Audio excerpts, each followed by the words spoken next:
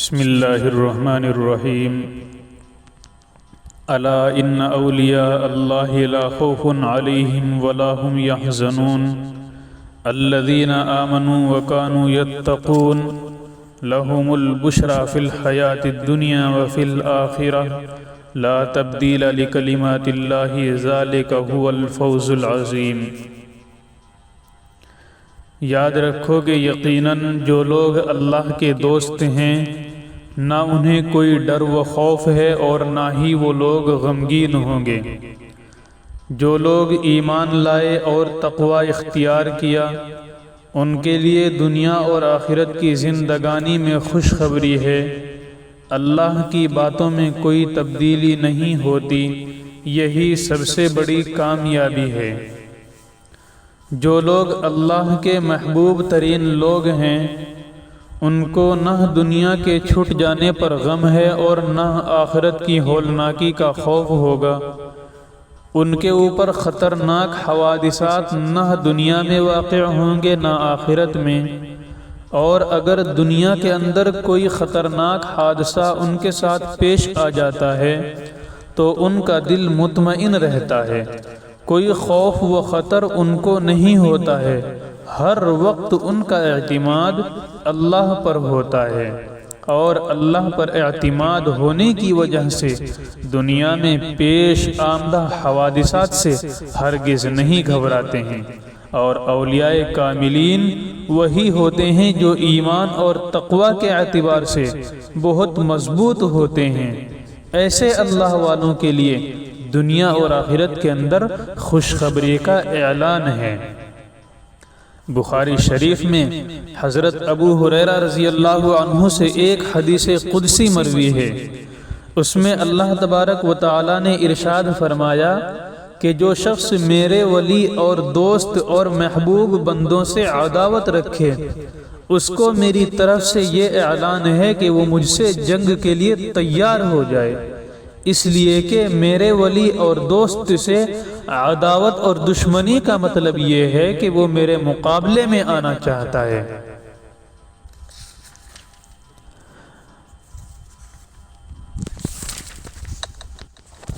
چنانچہ حضرت ابو ہریرہ رضی اللہ عنہ سے مروی ہے کہ آپ صلی اللہ علیہ وسلم کا ارشاد ہے کہ بے شک اللہ تعالیٰ نے فرمایا ہے کہ جو شخص میرے کسی ولی اور دوست سے عداوت رکھتا ہو تو میں اس کے خلاف جنگ کا اعلان کرتا ہوں، اور میرے بندے جن عبادتوں کے ذریعے سے مجھ سے قریب ہوتے ہیں ان میں سے میرے نزدیک سب سے محبوب ترین عبادت وہ ہے جس کو میں نے اپنے بندے پر فرض کر رکھا ہے، اور میرے بندے نوافل کے ذریعے سے مجھ سے قریب ہو جاتے ہیں حتیٰ کہ میں اس کو اپنی محبوبیت کا درجہ دے دیتا ہوں، اور میرے اور اس بندے کے درمیان ایسا شدید تعلق ہو جاتا ہے کہ میں اس کا وہ کان بن جاتا ہوں جس سے وہ سنتا ہے، اس کی وہ آنکھ بن جاتا ہوں جس سے وہ دیکھتا ہے، اور اس کا وہ ہاتھ بن جاتا ہوں جس سے وہ پکڑتا ہے، اور اس کا ایسا پیر بن جاتا ہوں جس سے وہ چلتا ہے۔ اگر وہ مجھ سے کچھ مانگتا ہے تو میں اس کو ضرور دیتا ہوں، اور اگر وہ کسی چیز سے میری پناہ میں آنا چاہتا ہے تو میں اس کو اپنی پناہ میں لے لیتا ہوں، اور میں جو کام کرنے والا ہوں ان میں سے کسی کام میں مجھے کبھی ایسا تردد نہیں ہوتا جیسا کسی مومن کی جان کے بارے میں تردد ہوتا ہے۔ وہ موت کو ناگوار محسوس کرتا ہے تو میں بھی اس کی ناپسندیدہ چیزوں کو ناگوار محسوس کرتا ہوں، اس لیے میں اس کی موت میں عجلت سے کام نہیں لیتا، بلکہ جب اس کے اوپر دنیا تنگ ہو جائے، وہ دنیا سے نفرت کرنے لگے اور آخرت کی نعمتوں کو ترجیح دینے لگے، تب میں اس کو موت دیتا ہوں۔ بخاری شریف کی روایت ہے جو ابھی ذکر کی گئی ہے، اس میں اللہ پاک نے خود ارشاد فرمایا ہے کہ جو لوگ میرے محبوب بندوں سے عداوت رکھتے ہیں وہ دنیا و آخرت میں اپنی خیر منائیں۔ میں ایسے لوگوں سے جنگ کا اعلان کرتا ہوں کیا کسی کی ہمت ہے جو اللہ سے جنگ کے لیے تیار ہو جائے، جو اللہ کے مقابلے کے لیے تیار ہو جائے؟ اللہ اس کو جب چاہے پیس ڈالے، مگر اللہ اپنے بندوں کو کچھ ڈھیل اور مہلت دیا کرتا ہے۔ اس سے یہ مطلب ہرگز نہ سمجھنا چاہیے کہ وہ اللہ کے غضب سے بچ جائے گا۔ اور اللہ تعالیٰ نے خود فرمایا ہے کہ میں اپنے محبوب بندوں کا خود کان بن جاتا ہوں جس سے وہ سنتے ہیں، آنکھ بن جاتا ہوں جس سے وہ دیکھتے ہیں، پیر بن جاتا ہوں جن سے وہ چلتے ہیں، ہاتھ بن جاتا ہوں جن سے وہ پکڑتے ہیں۔ جب وہ مجھ سے مانگتے ہیں تو ضرور دیتا ہوں، اور جس چیز سے وہ پناہ مانگتے ہیں میں ان کو پناہ دیتا ہوں، اور جو میری پناہ میں داخل ہو جائے تو کسی کی ہمت ہے کہ اس کا کچھ بگاڑ سکے؟ بہت ڈرنے کی ضرورت ہے کہ لوگ جب چاہیں کسی مومن کے بارے میں زبان کھول دیتے ہیں اور علماء اور بزرگوں کی پگڑی اچھالتے ہیں، بلکہ بعض دفعہ تو کسی ذاتی مسئلے کا حل نہ ہونے کی وجہ سے علماء کے پیچھے پڑ جاتے ہیں، ان پر الزام اور عیب لگاتے ہیں۔ ایسا ہرگز نہیں کرنا چاہیے۔ اللہ تعالی ہر ایک کو دیکھ رہا ہے، کون کیا کر رہا ہے، اور اللہ تعالی دلوں کی باتوں کو خوب جانتے ہیں۔ جب امام بخاری ملک شام و عراق وغیرہ سے ہو کر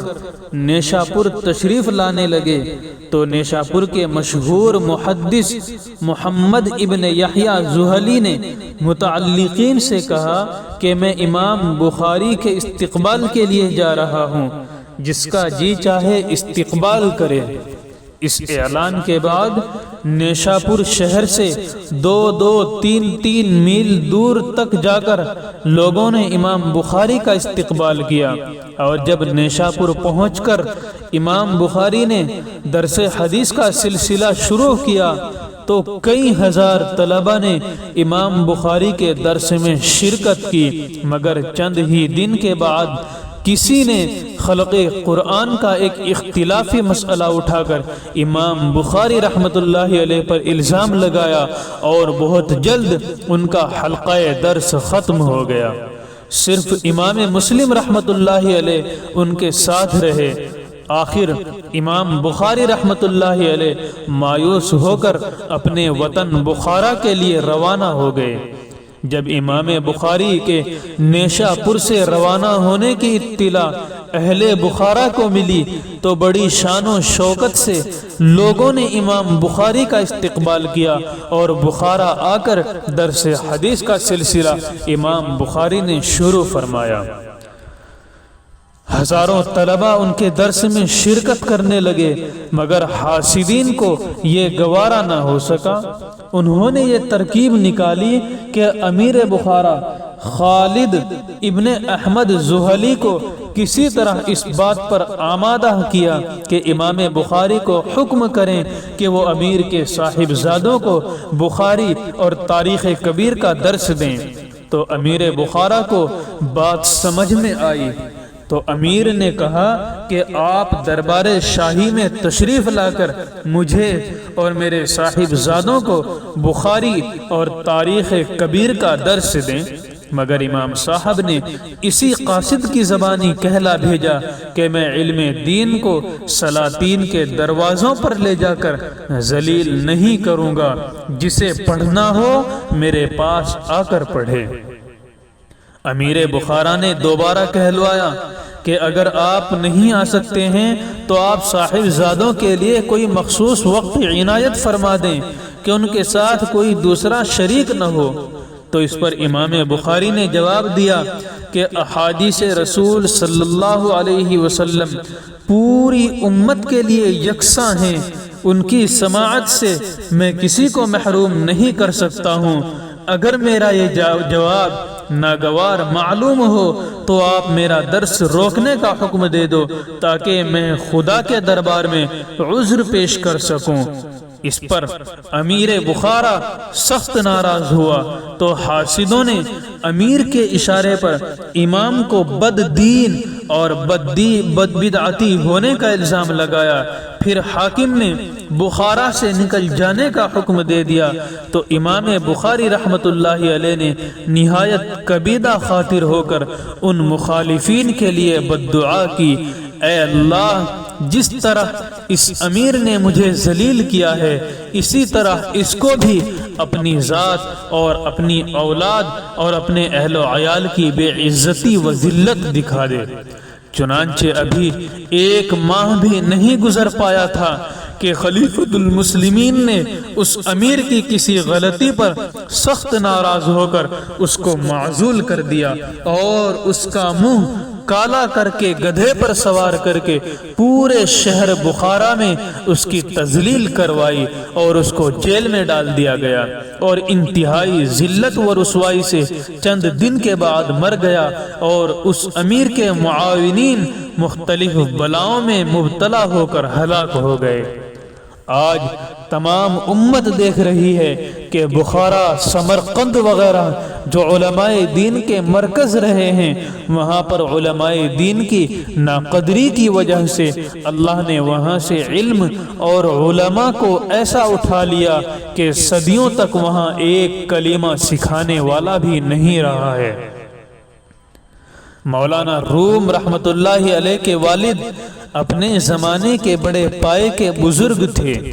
ان کی خدمت میں بادشاہ وقت بھی آتا تھا۔